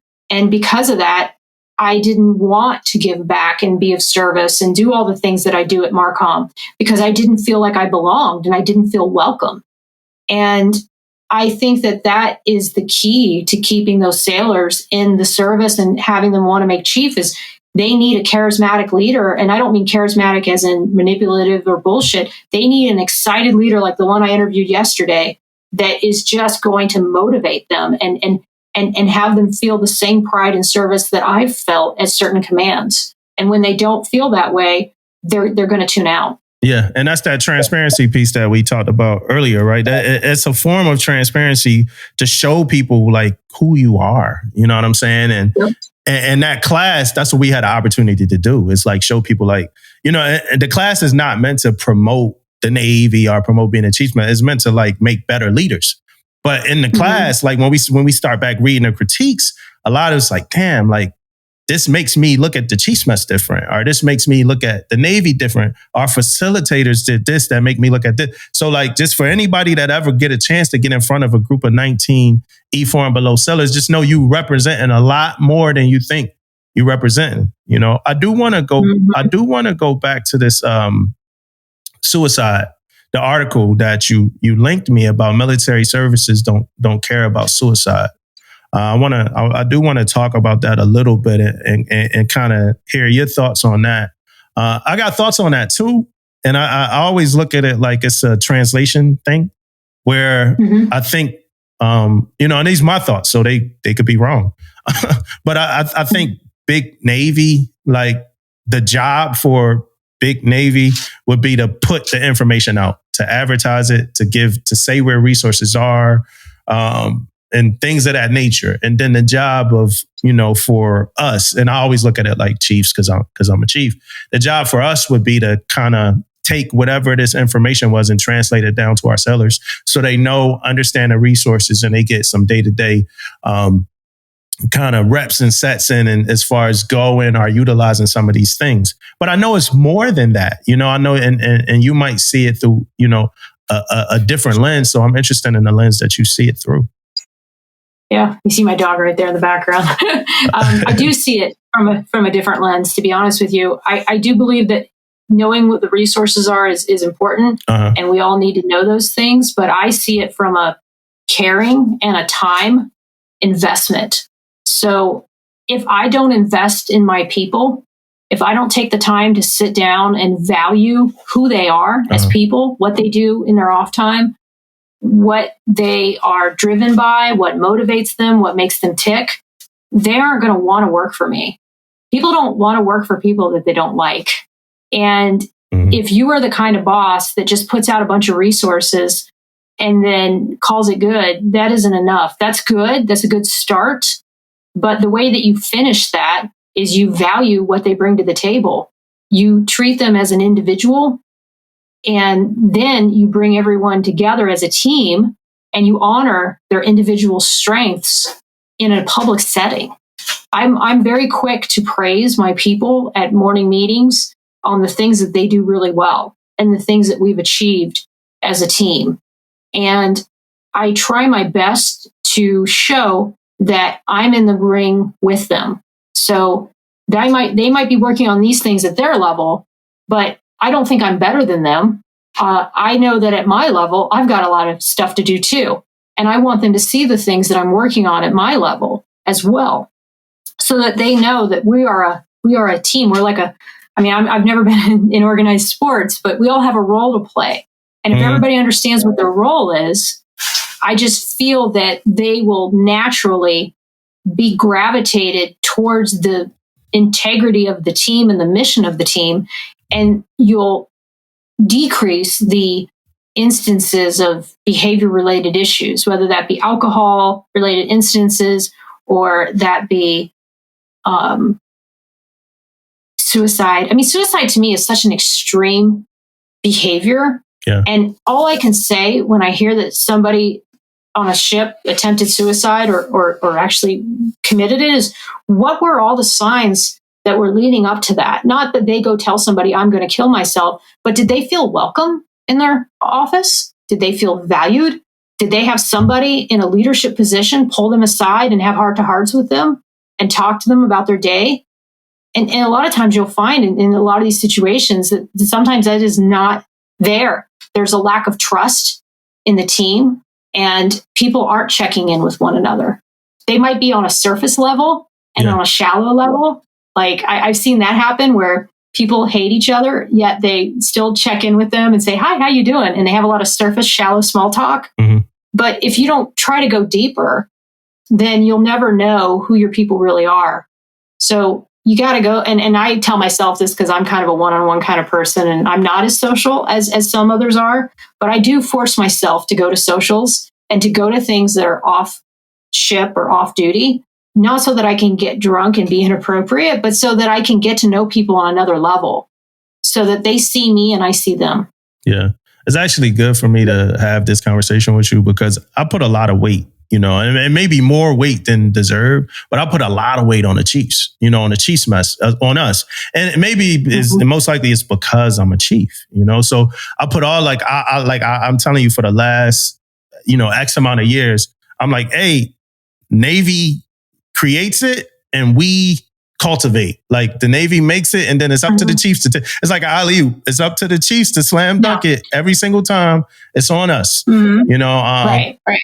So it's good to get the different perspective because just thinking about it, it's a lot of different connect points outside of just Chiefs being those day-to-day like leaders of our junior enlisted sailors, because we still do have officers, and we lead junior officers as well, stuff like that. We mentor junior officers as well, but it's a lot of other people that could like know that you exist and treat you, like a person than just your chief. Well, the officers, they set the tone. So while the chief is the executor and is going to be checking in the day-to-day morale of the troops, I mean, I've had chiefs that tried to like block me and not allow me access to sailors. And I think that's ridiculous. Like my boss comes down every day and he walks around my team and he does sit downs with them. I don't try to interfere with that. I don't sit down next to him and try to see what they're talking about. I don't care. I want them to have that direct access to my boss. I want them to tell my boss if there's things that are happening that they might not want to tell me. And I want them to hear from his perspective certain things. The sun's getting in my eyes a little too much, but certain things that they might not feel comfortable coming to me about, but that they'll talk to him about, and vice versa. They'll come to me about things that they're concerned about that my boss can help, that I can help talk to my boss about and mitigate. So I have a very good working relationship with my boss right now. And I have no issues even if he tasks my people directly, as long as I find out about it and I can support it, because I'm not always going to be in the office. Yeah. I have things to do too. And so that has been also what has really improved my relationship with my boss, is that I did see chiefs in my past that would really try to control and block my access to my sailors. And I don't have that concern with my boss. And it really, I think, helps the team because they have this extra layer of support. And we intentionally do meetings with the entire team where my boss runs the meeting. So we do my morning meetings where I run them. And then once a week, we do the big group meeting. And sometimes I don't like it because it's very transparent, and my boss will directly task me and, in front of the group and the other two branches. And sometimes it can be a little bit of tension there, but I believe that tension is healthy. And we resolve problems and we squash issues by doing that. Yeah, a lot of people like what you just talked about. A lot of people get nasty like that, where they want to harbor the communication relationship. So it's like, hey, senior, why are you talking to the let me, if you want to say, and I don't deal with this that much, right? But hey, senior, if you want to say something to them, say it to me. Let me say it. Let me be the person that had that conversation. So yeah. I mean, I get it to a certain extent, but it is just control. And it's insecurity a little. I mean, unless the person's doing it in a way that's shady. And I think that's the thing. Like when my boss comes down and talks to my people, I don't sense he's trying to undermine me. If I sense that he was trying to undermine my authority or he didn't back me up, that'd be one thing. But he comes down to check with them, and they feel like they've got some access to the command group by doing that. And they can bring up issues to him that I find out later are bigger issues. And then I'm able to help work on those issues. So you have to have a very trusting relationship to do what we do. But I think this just comes down to the junior, especially in the Chiefs example, it's the junior officers and the Chiefs that really have to have a good relationship, because sometimes these junior officers, as you know, they're brand new, they're out of school, or out of the academy, out of ROTC, whatever, and they may never have led before. And so sometimes you're going to have that tension because you've got this chief that's been there forever, that knows the job, that knows the rating, and then you've got this junior officer that doesn't know anything. And you have to just learn how to navigate that relationship. And it can be difficult, but I believe that when it works well, it works incredibly well. And that's the kind of leaders that I want to be. And that's the kind of boss I have right now. And I'm very grateful for that. Yeah, we got to all be on the same wavelength. I had those conversations too, in my shop now with my first class. Like, hey, if you say something, I need to be on your wavelength. If I say, it's been times where somebody might say, hey, senior, such and such. And then they're like, hey, did EM1 say that? They like, yeah. I'm like, well, yeah, that's how it's going to happen. I'm not going to go against what, EM1 said, and we need that to be the same, up and down the chain of command. I got a question for you. It's a question from somebody on social media. They were talking to us, but I feel like it's a good time to ask it. The question is, do policies and politics allow truth in reporting? I believe so. I believe in the First Amendment.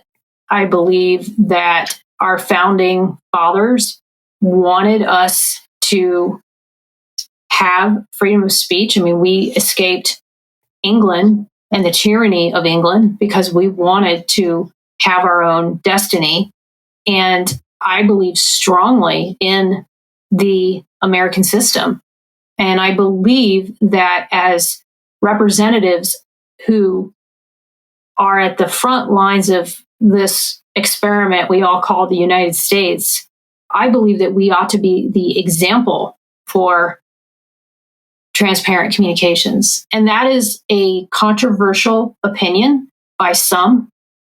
I spoke to, like I said, a flag officer yesterday, and there was a moment in our podcast, it was recorded live, and of course I'm uncensored, unfiltered, and I could tell we just didn't align on that issue completely. And I've talked to a lot of people in senior ranks that don't understand what I'm doing and why I'm doing it.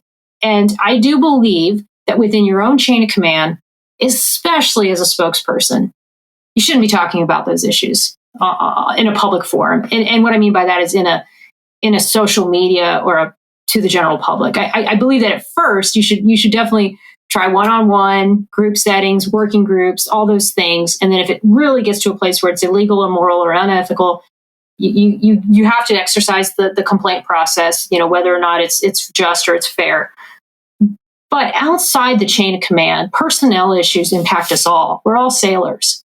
And even as a spokesperson in the United States Navy, as a public affairs officer, I believe that our freedom of speech is that sacred.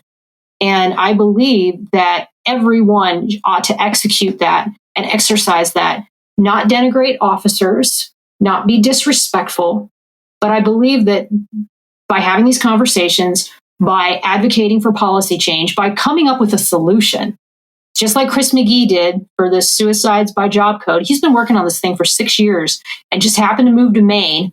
And he got a congressman who backed up what he wanted, and he got change. Just like my friend Liz Hensel, who ended up getting a $500 reimbursement for pet travel and $3,000, I think it's $2,000 or $3,000 for overseas pet travel. Mm-hmm. She was not represented by a large organization, but she is the reason why we all have a reimbursement in our pet travel now. And so we all can do what those two individuals did. And policy change doesn't necessarily just happen by contacting my Navy HR. Policy change happens by understanding the NDAA and understanding how provisions in the NDAA occur. And I'm no expert on NDAA, but I would very encourage you and myself, and reminding me to do this too, we need to have NDAA experts on our podcasts. Yeah. And we need to learn the system and learn how to make changes within the NDAA, because both of those individuals, Chris McGee and Liz Hensel, that's how they made change. They found a policymaker in Congress who championed their cause. And they were able to push change. And neither one of them belonged to a major group. They were not lobbying with a bunch of other organizations. They did it. And I believe we all can do that. But we have all been scared into thinking that because we're active duty, we don't have the ability or the power, or we're going to get retaliated against if we do it. And I'm here to say that's bullshit. We won't get retaliated against, because if we do it properly and we do it with the intent to drive positive change, in the end we'll prevail. We might catch some shit. Yeah. we might have to take a video down here or there. We might have to take the wrong tone. We might not be perfect at it. But I believe that in the end, the thing that we want to push will eventually happen. It might not happen in a year. It might not happen in 3 years. I think Chris has been working on this thing for like 5 or 6 years, but I believe in time it'll happen. Yeah. Now that's big picture. Now I'm gonna go small picture, right? Because this person was talking about evaluations, right? Periodic evaluations. And the question was, do policies and politics allow truth in reporting when it comes to periodic evaluations? So you can always dispute your eval. So one of the things that I always ask for now, and I always advise others to do, is insist on midterm counseling. If you do not get midterm counseling, you need to set up an appointment with your supervisor and insist upon it. And that is the opportunity that your supervisor has. If you've never been written up, if you've never had informal counseling, then your supervisor has an opportunity during midterm counseling to tell you what your deficiencies are.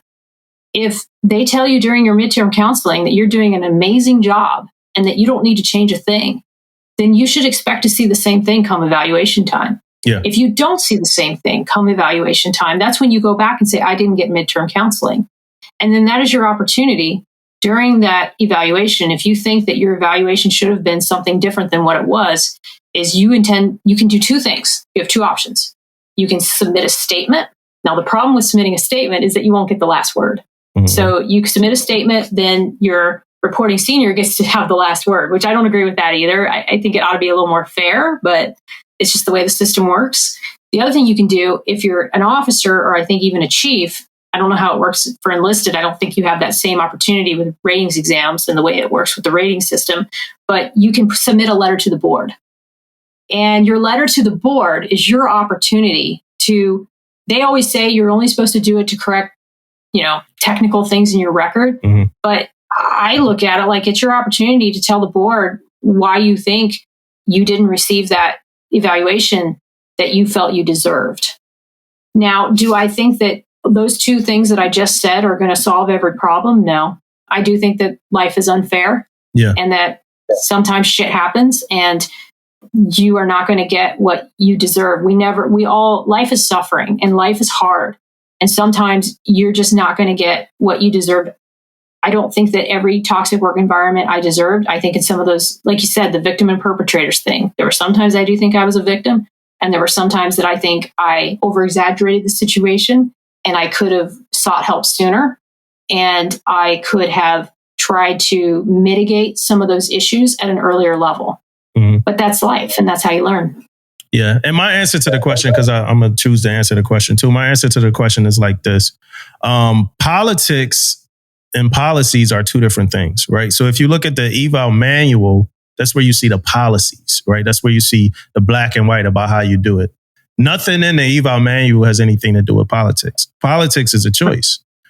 Truth in reporting is a choice, as is doing the opposite, right? So if I follow all the policies of the eval, some of these politics I'm not ever going to get into. I'm going to just do what I'm supposed to do in accordance with the policies.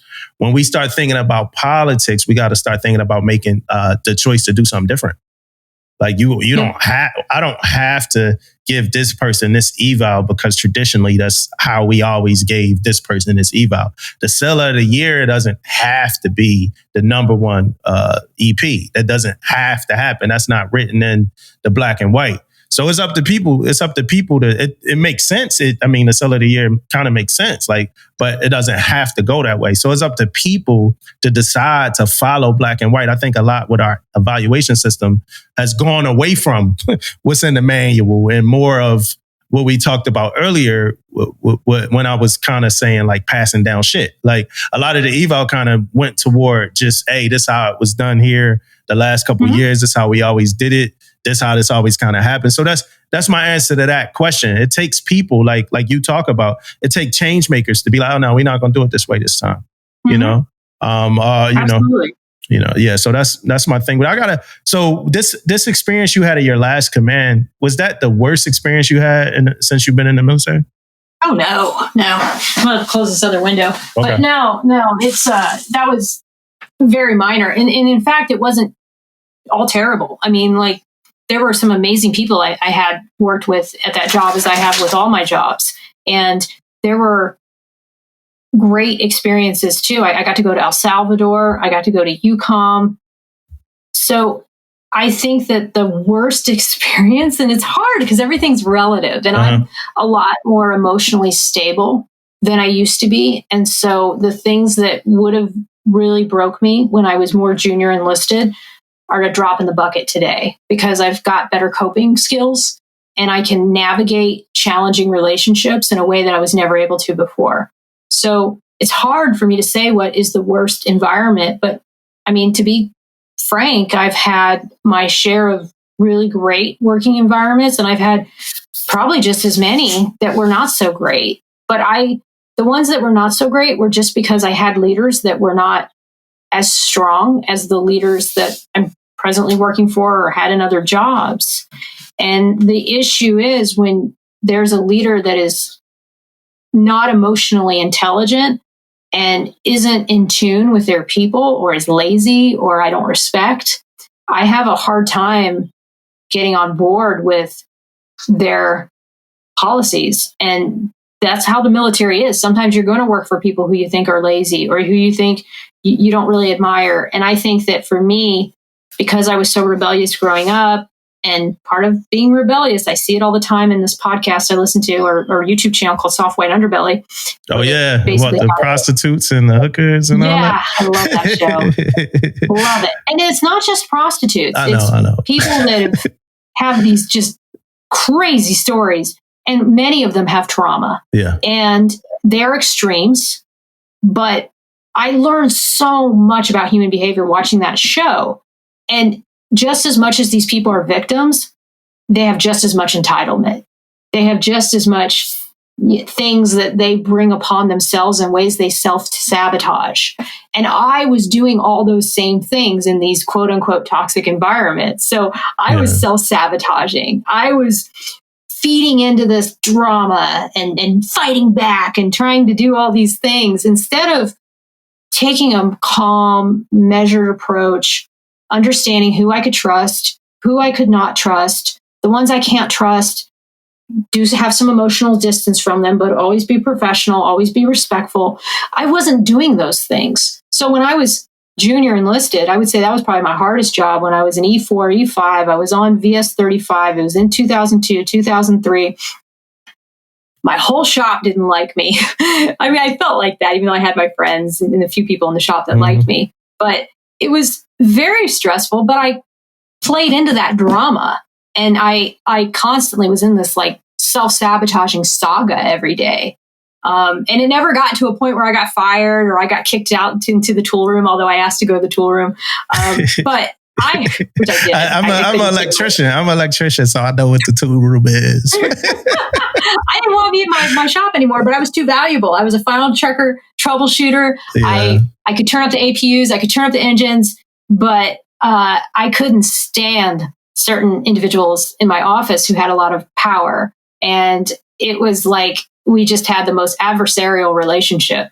And this just went on for months. For months, I would live in these environments. And because I had grown up with a mother who was very controlling and domineering, and who would play little mind power games on me all day long and all the years that we were living together, I knew how to cooperate, and I knew how to be in these really toxic environments and get my digs in. and figure out how to manipulate and move around these people. And it would become like a game to me.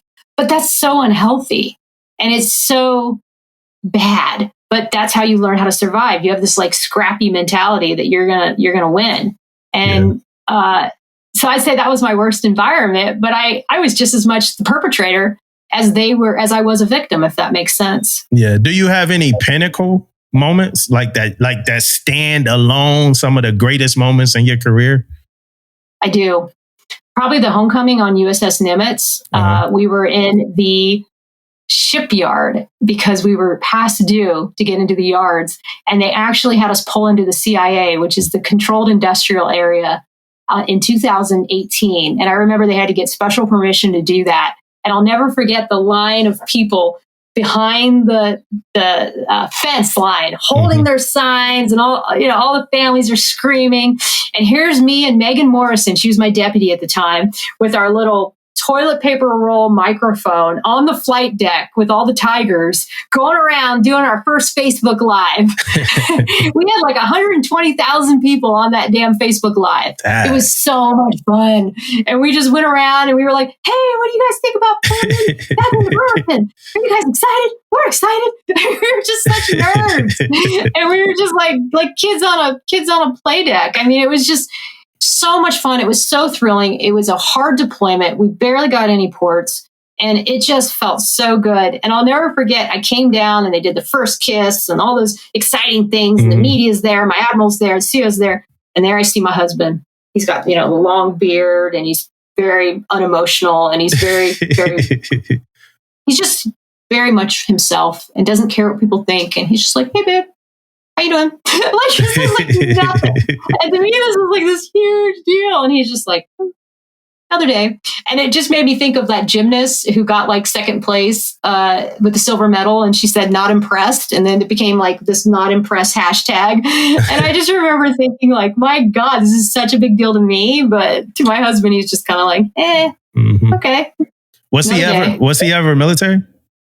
No, he used to drive gooey duck boats.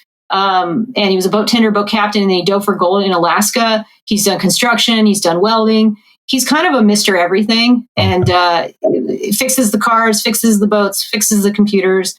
Like I said, he's maintaining our Airbnb back in the States. He comes back here, takes care of the dog, does everything. And right now he's doing a volleyball meetup here in the UK that he started, and gets 20, 30 people twice a week sometimes to meet up and play volleyball. But he's just one of these doers in life that doesn't make excuses, and he gets things done, and people really respect him. And he's taught me a lot. Like, even when I do my calls with my detailer, he and I do them together. We put the phone on speaker, and he'll think of things I didn't think to ask. He's like my best communication advisor. I probably got like 3 more questions for you. First of the 3 is, what's your relationship with your mom now? That's a great question. I ended up taking her off of social media the summer before last, because for all my adult life, she's been on Facebook, since 2009, 2010, whatever. We all got on Facebook. And it has always been a adversarial type of relationship, a hot and cold kind of thing, where she would leave these kind of like passive aggressive messages, and I would just put up with it. And then I'd go home to see her, and it would be this kind of same thing where she acts very happy to see me, and she's kind of overly emotional, and I don't know what to do with that because it's not real to me. And it was very difficult for me for a lot of years. And I sort of tried to make sense of it. I grew up very resentful and angry. And then I got past that, and it just kind of turned into a lot of hurt. And then this past summer, I went through EMDR training or EMDR therapy, and I finally just grieved for the childhood and the relationship that I wish I had had with her. And it allowed me to really be okay with what has happened. And at this point, they're still alive. My father is in his 80s. He's actually intros my podcast. He did the voiceover when I started my first show 3 years ago. I went back to see them, and I still love them quite a bit. And I try my best to be fair in how I see what has happened between the two of us. I don't think she understands or will ever understand how much she's hurt me, and how much I wish that I didn't have to play power games with my own mother. But she still tries to do it even to this day. She'll write a letter and then I won't write her back, and she'll be upset about that because I'll intentionally like call because they use an answering machine to screen all their calls. And so I have to wait for her to want to pick up the phone, or she'll not like the fact that I didn't write her back because that isn't what she wanted. That's not the kind of communication she wanted. So at this point, I called her about 2-3 weeks ago. We hadn't talked for probably routinely for up to maybe a year, and we had a wonderful conversation. And we never talked about any of the issues. So we have a very shallow and very surface conversations, but I do love them, and they made me who I am. I had good schooling. I was always taken care of. My father is very kind, and I don't hate them, but I just wish that my mother had seen the ways in which she was hurting me. And I know that she never will. And that makes me sad. But at the same time, it's my job to move on and make the best of the amazing life I have today. Yeah. There's some things I think parents never see. I do. My mom listened to every episode, but parent, like, they got their own lens, like, and it's weird to me, but love you, Mom. But she listens to every episode. Awesome. She listens to all your shows. Yeah, did she provide you feedback and like give you critiques or anything? Yeah, sometimes when I need it. It was something. It was something I was doing early on with the podcast, and she brought it up to me, and I try my best now not to do it. It's a couple episodes I had where I might curse more. She might say, and she might just say, "Damn, you cursed a lot on that episode." It might be some retelling of the past that my mom want to say, "Oh no, it ain't happened that way." I'm like, well, it's the way I remember it. You know what I'm saying? So, but yeah, she listens to. One of the reasons why she listens to episodes is because she don't see me as much. So it's her way of seeing me. Somehow she's a fan of. She became a fan of Damon.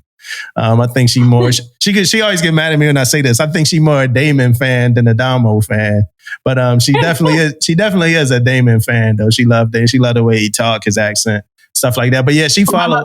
With Harry, she loves Harry. Like, heard that Harry was sick because he got really bad sick about a month ago, and that's actually what spurred the phone call. Is that I do think she still quote unquote spies on me on Facebook, and so she saw somehow that my husband was sick, and she took the time to call, and she remembers things like his birthday. Like one year I didn't remember his birthday. Yeah. I'm kind of forgetful, and she remembered. So I know they care in their own way, and I do hope to continue to have the best relationship that I can have. But I do believe that a lot of the trust issues that I still struggle with to this day are in part due to her. And it is what it is. I don't have any resentment over it anymore. I've grieved past it, and I really don't think about it day to day. And that is a blessing. And it was due to the fact that EMDR short circuits your brain and allows you to grieve it gets rid of all the muck and allows you just to deal with the issue at hand. And I'd never had the opportunity to do that until last summer. And it only took like 3-4 months. And I highly recommend it to anyone. And I sing the praises of this therapy because it really works. At least it did for me. Yeah. And I heard your episode where you took responsibility for some of your actions too, growing up. So that's always a good thing. My second question is, what's next for you career wise? Because you said you staying in longer. So what's next? So I'm not ready to say where I'm going next because I don't want it to be sabotaged, like the last one did. So I'm a little bit mum on that point for now. I'm going to wait till I have orders in hand and I've got plane tickets bought or something along those lines. And then I'll put out where I'm going. But I think that the fit that I have in the works is a better fit than where I was going to go. I think it's a place where it's a community that I'll tell you off camera, but it's a community that I'm very excited about being the communicator for. And I think that I can offer something to that team that maybe nobody else is doing because of my communication experience. So I'm really excited to go there. After that tour, I think I'm going to retire. I always ask for competitive fit reps and I always keep the door open, and I have on paper what I think you need for 06. I just don't know if I want the jobs that an 06 has to do, which is a co-com or head detailer. So there's only so few jobs as a 06 PAO. And I've never done any time at the Pentagon. So I do think that is a rite of passage for people in my community. And I've never done it. I never wanted to do it. I've always wanted to be at the pointy end of the spear, at the, where the rubber meets the road. And so I don't know if I would even be competitive for 06. I was below zone this year. I'll be in zone next year. So at this point, I'm just keeping on. I didn't think I was going to stay past this tour, and here I am getting another tour. But my detailer is amazing. Shout out to Candace Tresh. And she and I work very closely together through many iterations and many discussions about where I was going to go next and how all this was going to play out. Because I came to her putting in a paper to retire. And eventually we moved down the road to where I am today and hopefully leaving this September. Nice. Well, congrats on getting the orders. That's good for you. And shout out to that detailer, man. She's excellent. What's next in this ecosystem that we're in for you as far as podcasting and media? So I'm going to continue to cover compelling topics. Like I have a sex therapist coming on my show who used to be a DA prosecutor, and she counsels women on how to move past their trauma and have healthy sexual relationships. And that is a huge challenge. I've never seen anybody in the military community tackle sex before. And it's been something I've wanted to talk about. So for me, my evolution is taking on the hardest topics with the toughest subjects. So Tim Parlatore was Eddie Gallagher's attorney. And I learned a lot about what really went down during that case with the Navy SEALs.